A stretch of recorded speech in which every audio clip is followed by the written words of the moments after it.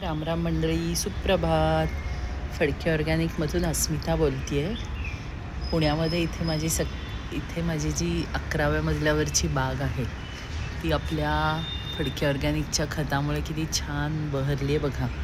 इकडे जाईचा वेल आहे, सुंदर फुलं आली आहेत त्याला. जाईचा वेल डोलतो आणि इथे आत्ता सकाळी सकाळी चहा प्यायला इतकी मजा येते. जाईचा वेल बहरला आहे. इकडे जास्वंद बहरली आहे. जास्वंदीलाही भरपूर फुलं आहेत. इथे गुलाबाला पण कळ्या आलेल्या आहेत.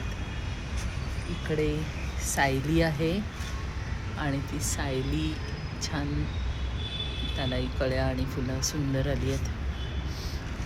इथे मी छोटंसं एक कमळाचा प्रकार लावला आहे, अजून माहिती नाही त्याला काय येणार आहे. पण इथे तगरीला छान कळ्या आल्यात. ही मधुमालती आहे. मधुमालतीला नुकतीच फुलं येऊन गेले. इथे मी कणेर लावली आहे आणि माझ्या आवडीचा पारिजातक लावलेला आहे. आणि आता तो इतका छान मोठा झाला आहे. अगदी छोटंसं रोप आणलं होतं, पण आता ते छान मोठं झालं आहे आणि भरपूर कळ्या लागल्या आहेत, फुलं येत आहेत. रोजची माझी पूजेची फुलं इथूनच मला मिळत आहेत. अर्थात कोरेगाववरून येतातच माझ्यासाठी वेगळी शेवंतीची वगैरे, पण ही जी फुलं रोज आपल्यासमोर उमलत आहेत ही बघायला खूप मजा येते. ती जुई होती, ही सायली आहे. सायलीची पण छान मस्त वास आहे फुलांना आणि कळ्या बहरल्या छानपैकी. हे सायलीचे, जाईचे हे माझे जवळजवळ 8-10 वर्षापासूनचे वेल आहेत आणि ते छान टिकून आहे. त्याची सशक्तता छान आहे. आणि हा माझा चाफा, हा तर आता गेले मला वाटतं 15-16 वर्षाचा आहे. आणि आता माझ्या घरापेक्षा तो वरच्या घरांनाच खूप जास्ती छान चाफ्याची फुलं देतो.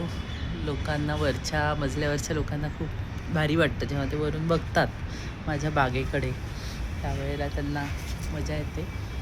तिथे अंगणी पारिजात फुलला, अंगणी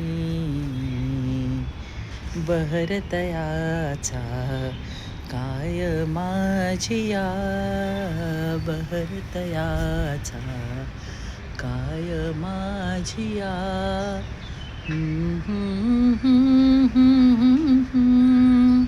अंगणी पारिजात फुलला.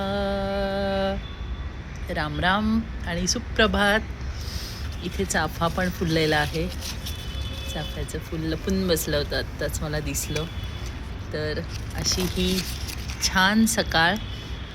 आणि फडके ऑर्गॅनिकच्या भाज्या तर आपण खातोच, फळं तर आपण खातोच, पालेभाज्या तर खातोच, पण आपल्या घरातल्या फुलझाडांनासुद्धा फडके ऑर्गॅनिकचं जर खत आपण दिलं तर ती पण आपल्यासारखी किती छान सशक्त होत आहे, याचं हे छान उदाहरण आहे. ही माझी 11व्या मजल्यावरची छोटीशी बाग. मी अस्मिता पुण्यातून तुमच्याशी बोलते आहे.